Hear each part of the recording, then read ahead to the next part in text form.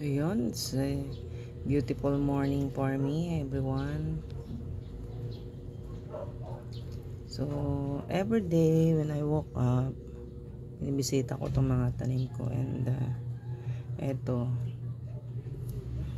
medyo kasi nabagalan ako rito eh. May isang buwan ko na rin ata itong makatanim.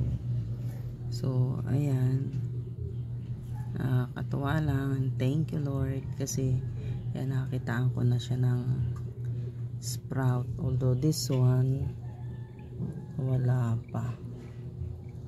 So I don't know how about this one. So ayan, dragon fruit yan mga kapatid. Yan, tapos eto,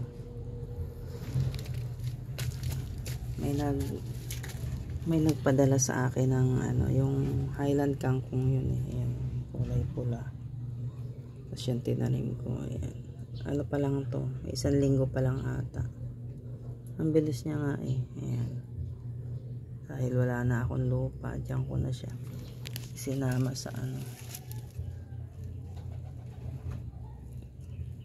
sa luya.